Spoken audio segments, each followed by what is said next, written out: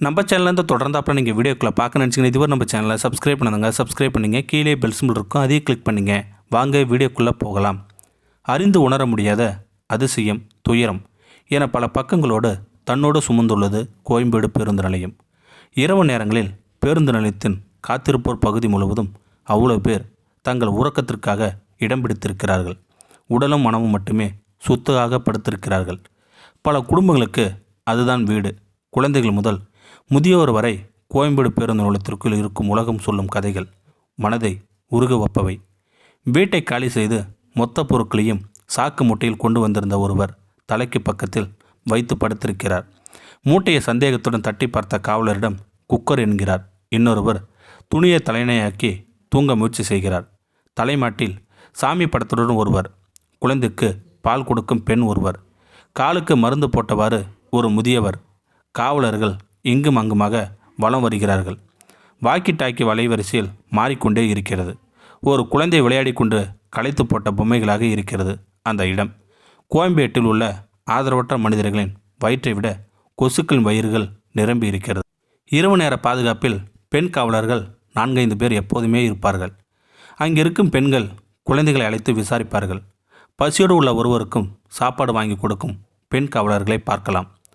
பேருந்து நிலைய நுழைவாயில் காவலர் பணியில் இருந்த 30 வயது பெண் காவலர் சரண்யா. இங்கே தூங்கும் பலரும் வெளியூர்லேருந்து வந்தவங்க தான். காலையில் போயிடுவாங்க. சிலர் தங்கறதுக்கு இடம் இல்லாமல் படுத்துட்டு காலையில் போயிடுவாங்க. ஊரை விட்டு ஓடி வந்தவங்க, குடும்பத்தில் நிராகரிக்கப்பட்டவங்க, வேலை தேடி வந்தவங்க என பலரின் கதைகளை கேட்டால் தூக்கமே வராது. இப்போ கூட சேலத்திலேருந்து வந்துட்டு எங்கே போகிறதுன்னு தெரியாமல் அழுதுகிட்டே இருந்தா. பெண்ணை விசாரித்தேன். அம்மா அப்பா இல்லாமல் மாமா வீட்டில் வளர்ந்துருக்கா. அந்த பெண்ணுக்கு படிக்க ஆசை. மாமாவால் படிக்க வைக்க முடியல. சென்னைக்கு கிளம்பி வந்துட்டா. அண்ணா நகர் ஹோமில் விட்டுட்டு வரத்துக்காக ஒரு காவலர் போயிருக்கார் என்றார். நேரம் 1:30 ஆகியிருக்கு. வெற்றிடத்தை காற்று நிரப்பும், மௌனமும் நிரப்பும் என்பார்கள். ஆனால் நினைவுகள் மட்டுமே நிரம்ப சில வினாடிகள் அமைதியாக இருந்துவிட்டு மீண்டும் தொடர்ந்தார். இங்கே நைட் டியூட்டிக்கு வந்த நாளிலிருந்து ஒருத்தர் தினமும் நைட்டு 9 மணிக்கு 2 குழந்தைகளோடு வந்து படுப்பார். பசங்களுக்கு வயசு 10க்குள்ளே இருக்கும். பொண்ணு பேர் தீபா, பையன் பேர் ஆகாஷ். வீட்டு வாடகை கொடுக்க முடியாமல் காலி பண்ணிட்டாரு. காலையில் இங்கேயே குளிச்சுட்டு கூட்டிகிட்டு போயிடுவார். ஒரு நாள் நைட்டு தீபா கிட்ட பேச்சு கொடுத்தேன். அம்மா புத்தி சுவாதனை இல்லாமல் தொலைஞ்சிட்டாங்க. அப்பா தான் எங்களை பார்த்துக்கிறாரு. 4வது வரைக்கும் படிச்சிருக்கேன். அப்பா காலையில் ஸ்கூலில் விட்டுட்டு வேலைக்கு போயிடுவார். ராத்திரி 8 மணிக்கு தான் வருவார். ஸ்கூல் விட்டதும் அப்பா வேலை செய்யும் இடத்துக்கு போயிடுவேன். சில சமயம் ஸ்கூல் பக்கத்திலே இருப்பேன்.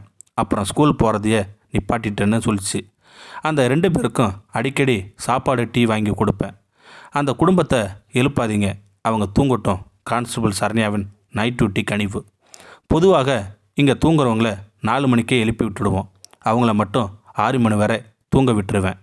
அவங்க அப்பாவுக்கு எந்த கெட்ட பழக்கமும் கிடையாது. குழந்தைகளே உலகமாக இருக்கார். 10 நாளைக்கு முன்னாடி அந்த பொண்ணுக்கிட்ட ஸ்கூல் சேர்த்து விடட்டுமா என்று கேட்டேன். சரின்னு சொல்லியிருந்துச்சு. அடுத்த நாளே எனக்கு வேறு இடத்துல டியூட்டி போட்டுட்டாங்க. ஒரு வாரம் கழித்து வந்ததும், அக்கா ஸ்கூலில் சேர்த்து விடுறதா சொன்னீங்களே எப்போன்னு என் காலை பிடிச்சிட்டு கேட்டா. 2 நாளைக்கு முன்னாடி குடிகாரன் ஒருத்தன் இந்த குழந்தைகிட்ட தப்பாக நடக்க முயற்சி பண்ணியிருக்கான். நான் ஆளை அடித்து விரட்டுட்டோம். அவளோட வருங்காலத்தை நினச்சா பயமாக இருக்குது. உங்களால் முடிஞ்சால் அந்த குழந்தைகளை ஹோமில் சேர்த்து விட முடியுமா? என் கண்கள் கலங்க அந்த குழந்தைகளை படுத்திருந்த இடத்துக்கு அழைத்து சென்றார். தந்தியுடன் படுத்திருந்த அந்த குழந்தைகளை சுற்றி நிராகரிக்கப்பட்ட உலகத்தின் கைகளும் கால்களும் தலைகளும் உறக்கத்தில் இருந்தன. புகைப்படம் எடுக்க ஆரம்பித்தோம். 4-5 காவலர்கள் சூழ்ந்து விட்டார்கள். விசாரித்துவிட்டு அந்த குழந்தைகளை எழுப்ப முயற்சி செய்தார் ஒருவர். அந்த பெண் காவலர், வேண்டாம் சார், கொஞ்சம் முன்னால் தான் தூங்குனாங்க, காலையில் பேசிக்கலாம் என்றார். இதற்குள் சேலத்து பெண்ணை அண்ணா நகர் ஹோமில் விட்டுவிட்டு வந்த இன்னொரு பெண் காவலர், அந்த பெண்ணு மேலே படிக்கணும்னு சொல்லுது. நல்ல மார்க் எடுத்திருக்கு. +2ல் 750 மார்க்கு. அழுதுகிட்டே இருக்கு மேடம், மனசுக்கு கஷ்டமாக இருக்குது என்றார். முன்பின் தெரியாதவருக்கு கலங்க மனமும் இருக்குது. எங்களை பார்த்ததும், நீங்கள் போயிட்டு காலையில் வாங்க, நாங்கள் குழந்தைகளை இங்கேயே இருக்க சொல்கிறேன், இவங்களுக்கு நல்லது நடக்கட்டும் என்று அலைபேசியின் வாங்கி கொண்டார். காலை 6 மணிக்கு சென்று பார்த்தபோது அந்த இடம் முற்றிலும் மாறி இருந்தது. இரவு கோலங்கள் கலைந்து பரபரப்புடன் இருந்தது. அந்த பெண் காவலரை சந்தித்தோம். குழந்தைகள் இருந்த இடத்திற்கு அழைத்து சென்றார். அவரை பார்த்ததும் குழந்தைகள் ஓடி வந்து கட்டி கொண்டார்கள். வாங்க டீ சாப்பிடலாம் என அழைத்து சென்றார். நாங்கள் அப்பாவிடம் பேச்சு கொடுத்தோம். எனக்கு ஊர் பண்ருட்டி சார். மனைவிக்கு மனநிலை சரியில்லாமல் போயிடுச்சு. ஊரில் நிரந்தரமான வேலை இல்லை. 3 வருஷத்துக்கு முன்னாடி குழந்தைகளோடு சென்னைக்கு வந்துட்டேன். கொத்தனார் வேலை செய்கிறேன். வீடு பிடிச்சா வாடகை கொடுக்குற அளவுக்கு வருமானம் இல்லை. குழந்தைகளை விட்டுட்டு என்னால் இருக்க முடியாது சார். எனக்கு எல்லாமே அவங்க தான். ஆனால் அவங்க எதிர்காலத்தை நினச்சா பயமாக இருக்குது. அதனால் நல்ல இடம் பார்த்து சேர்த்து விடுங்க சார்.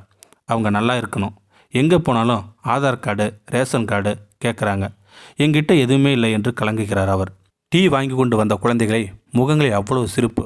பெண் காவலர் அந்த குழந்தைகளிடம் ஹாஸ்டலில் சேர்த்து விடட்டுமா, ஸ்கூலுக்கு போகிறீங்களா என கேட்டதும் மகிழ்ச்சியோடு தலையாட்டுகிறார்கள். இருவரையும் நிகழ்ச்சியோடு அணைத்துக் கொள்கிறார். போட்டோ எடுக்கலாம் என்றதும் காண கிடைக்காத அற்புதமான புன்னகையோடு கேமராவுக்கு முன்பு வருகிறார்கள். குழந்தைகள் நலன் கருதி படங்கள் தவிர்க்கப்பட்டுள்ளன. எம்எம்டி சிக்னலுக்கு பின்னால் இருக்கும் கங்கை அம்மன் கோயில்தான் இவர்கள் பகல் நேர அடைக்கலம். கோயிலுக்கு எதிரே இருந்த கட்டிடத்தின் சுவருக்கு அருகே குழந்தைகளின் துணி மூட்டைகளே இருந்தன. பக்கத்தில் பாதிய கட்டிய நிலையில் ஒரு கட்டிடம். கோயில் வாசலிருந்து பூக்கார பெண்மணி 5-6 வருஷமாக இங்கே தான் இருக்காங்க. பகல் நேரத்தில் நாங்கள் தான் பார்த்துப்போம்.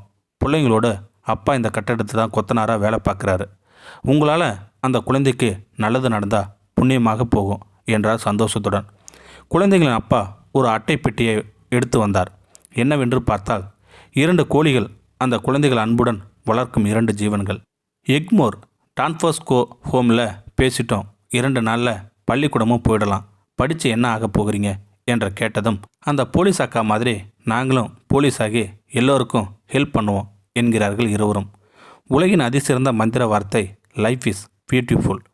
இந்த வீடியோ உங்களுக்கு பிடிச்சிருந்தா கமெண்ட் பாக்ஸில் கமெண்ட் பண்ணுங்கள். கூட உங்கள் ஃப்ரெண்ட்ஸுக்கு ஷேர் பண்ணுங்கள். இதுவரை நம்ம சேனலை சப்ஸ்கிரைப் பண்ணுங்க. சப்ஸ்கிரைப் பண்ணுங்கள். கீழே பெல் சிம்பல் இருக்கும், அதையும் கிளிக் பண்ணுங்கள். தேங்க்யூ ஃபார் வாட்சிங்.